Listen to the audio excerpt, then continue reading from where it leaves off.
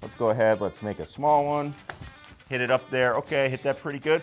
Oh man, it carried too far, and when it's outside of the gimme circle, all that. And again,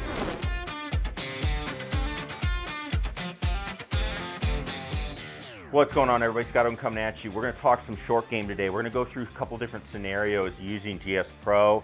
This really applies to any simulator golf, though, because I've been teaching in simulators for about 10 years now. Actually, it's going on about 13.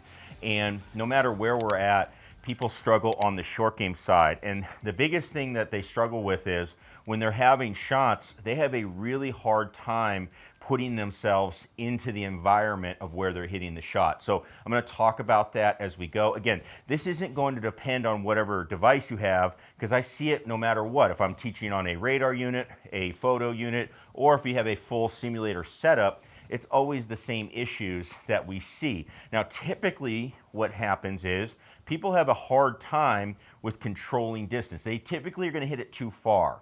So let's talk about why that is as we go. My setup today, I've got GS Pro, as I mentioned. I have the Mevo Plus running, okay? Again, I think it works really well, but we also have the course setup. We have to think about that a little bit as we go through. I have the course set up with green speeds of 10 on a Stimpmeter. So 10 on a Stimpmeter is not super fast, but if you think about your average kind of public golf courses, most public golf courses are going to run, if they have a decent speed, they're going to be about 9. So 10 is actually an upgrade. A lot of private clubs are running at like 10 and a half, 11, and we have some private clubs here in the Midwest that are running 11 to 12 or faster sometimes, depending on what's going on.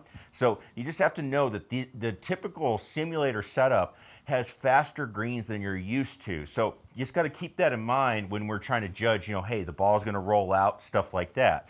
The first shot we're going to look at, this is a very common one that I hear people struggle with. So we have a very short shot. Pin is tucked on the green. We're playing Sunday pins, so not a lot of distance. You only got 4 or 5 steps from the edge of the green. That's very tight.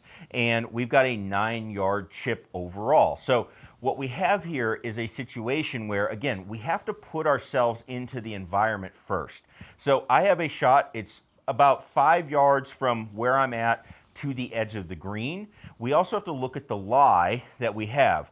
I'm on a slight downslope. It's only 2 degrees, which is just a tiny slight amount, but it's also moving 1.1 to the right. So what can help you is just think about what that's going to do. So I'm actually going to use our slope board, which I'm going to do a little bit more on this. This is an awesome tool. So a 2-degree slope, that is 2 degrees sloping downhill. Again, it's not much with my slope. Okay, so it's below our feet. It's only 1 degree or so. It's not much. But again, as you get some of the bigger slopes, you need to start understanding what that's going to do to the ball. The ball is going to go where the slope is. That's typically what's going to happen. So if it's 2 degrees down, it's going to come out lower. If it's 1 degree to the right, it's going to go to the right. Again, the bigger the slope, the more it's going to affect it. So we have this super short shot that we are looking at. Okay, we have this super short shot, and I need to decide what can I do to stop the golf ball. Short game is about stopping the ball. When you're doing long game, it's about sending the ball. So a lot of the tricks that we do in long game don't necessarily work here in the short game. So how can I stop the golf ball? One is going to be just size of swing. The size that I make. Do I hit it harder or softer? That is going to have an effect on how far it goes. That one's pretty obvious. The next one's going to be trajectory, high or low. Can I go higher? That'll help it stop faster. Lower, it's going to run more. And the third one is spin. How much spin can I put on it? If I have a nice clean lie and I have a lot of skill, I can put more spin on the golf ball. That also is going to be equipment dependent. How good is your wedge? How good is the golf ball? That also is going to matter. Plus the lie. Am I in the fairway, in the rough? We'll talk more about that later. So in this shot, being so small, I just think it's going to all just come down to how hard I hit it. I can't really swing big and hit it up high. I can't do anything to put spin on it, really. It's just too small of a shot. So what I typically see people do here is they say, okay, it's a 9-yard shot. I know it's really, really small. So I'm going to make a really small stroke. Let's go ahead. Let's make a small one. Hit it up there. Okay, hit that pretty good. Oh, man, it carried too far. And when it's outside of the gimme circle, all that. And again, it's not like I hit a bad shot, but for the situation, it's not really that great of a shot. And the big issue is it's just the distance and everything that you're looking at, the perception that you're looking at on the monitor makes this a lot more difficult. One thing that you have to realize when you're looking at this, it's not what it looks like to you from standing back here, it's what this distance looks like, the ball to the cup. That's what the distance we're looking at is. So again, that can be tough to judge if you're not there. So what I like to do instead is put numbers to it. I'm going to say, hey, it's 5 yards to the edge of the green. I think I actually need to land this one a little short of the edge of the green maybe, because it's going to come out lower, kind of land in the fringe and let it bounce on. So let's say I want to land at 3 yards, 9 feet. Well, I just so happen to have 9 feet from where my ball is to the screen. So what I'm looking at here is I want to hit a shot that does not carry into the screen. If it does, I've hit it too far. So the other thing I'm going to look at, let's get it a little aim because it's going to kick a little right when it's on the green. We want to read our lie and all that because I would like to try to make this one.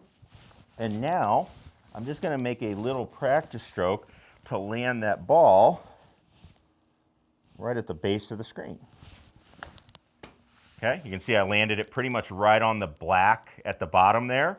So even maybe a hair farther than I want. And there we go. We've got a really good shot that we can play. So you have to put yourself in that environment. Now, the farther it gets, obviously we can't hit it shorter and see where it lands and all that. You have to start developing a little bit of a system or feeling out, hey, when I make this big of a swing, I'm going to hit this ball this distance. You have to start thinking about that. And again, even if we were to go with a longer shot, you got to think, where am I landing it, and then what is it going to do? Don't just look at the yardage you're hitting to and try to hit it that distance. You got to put yourself like you're there and think about what you're doing. Now, the second thing we have to look at as we're going through, we have another scenario here. We have an 18-yard shot. So this one's fairly kind of garden variety, I would say, but this is a shot that a lot of people run into, especially, again, in a simulator. So we have to look at first, what is the environment that we are in? So I have an 18-yard shot. It is on an upslope. So again, this is now 9 degrees up. So we are leaning back like this. Now, good news, that's actually going to help us in this shot, but it's also 1.2 to the left. So again, not a big slope, but it's something we have to pay attention to. We should always be looking at that. It's going to make the ball shoot just a touch to the left. And then we also want to pay attention to when this ball hits on the green is also moving left. So just based on all of that, right away, I know I'm going to be aiming just a touch more to the right for this shot. But now we have to actually look at the shot, okay, as we go. So it's 18 yards up to the hole. Now, the big thing here that we have to look at is this shot is 4 feet uphill, okay? It is 4 feet uphill.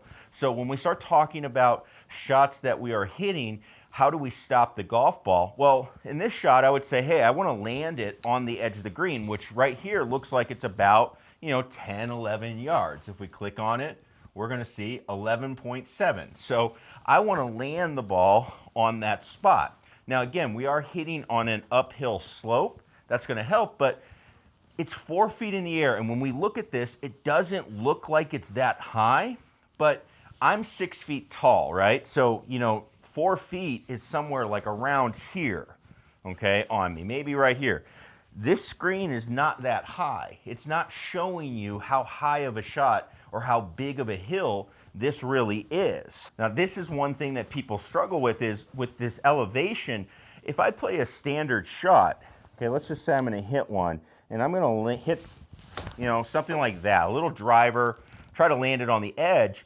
That ball is going to go way too far by because the height that I hit the ball on the screen, like right here, right? So I hit it like right at 4 feet. And then it went a little higher because I was on the upslope, but relative to that green, that ball is coming in on a line drive. That's all that's happening. I'm line driving it into the green. There's no way that ball is going to stop.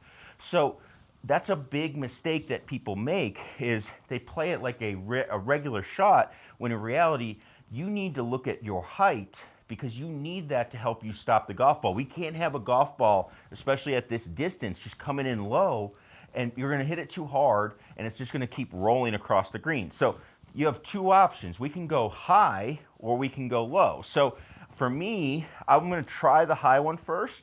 I think the high one has a better chance of getting the ball in the gimme circle, but I do think there's a little bit more risk with this shot. All I like to do is move the ball forward when I'm going to go high. And again, I'm trying to hit this ball about 12 yards with a little bit more height as we go. Now that ball is going to come in and it's going to stop a lot faster. The other option you have is you can go the low route. Now, the low route for me is a little bit tricky because it's hard to tell how it's going to react. But what we can do is, I think this is a really safe shot for a lot of people. I'm just going to do the same motion. I don't change anything. I just put the ball back. And I'm just going to bump one. And again, what I see most people do, that worked out pretty good.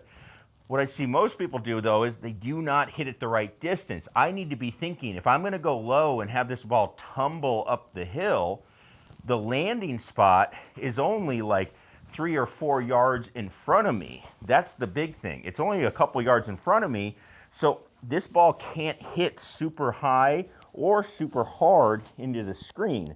Just the idea that the ball is back in my stance should help us out a little bit as we go. So just something we need to keep in mind. Now, again, maybe that is the option I need to go with. I thought it would be a little tougher to judge how it goes up the hill.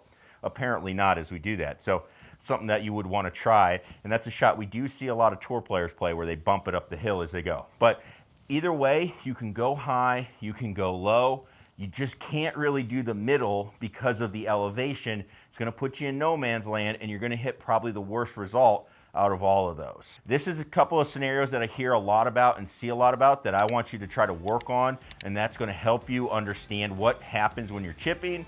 That's also going to carry outside. You should be a better short game player in here than you are outside. That should be a given because you have a clean lie, you have all the shots that you need to hit, you have all the information you need that when you get outside, you're going to actually have to hit off of the rough or out of the rough, or you're going to have to hit off of these uneven slopes. So you should be better in here because everything's flat and nice and controlled for you. So get that short game dialed in, then when you go outside, you can work on those little parts that you're missing and you'll be ready to go. That's the short game.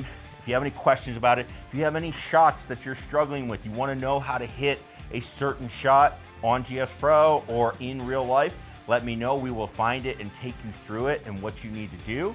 That is what I think is great about golf, the situations you can get into and how to work through those. All right, so if you're not a subscriber, click that subscribe button. And as always, thanks for watching. We'll see you in the next one. Peace.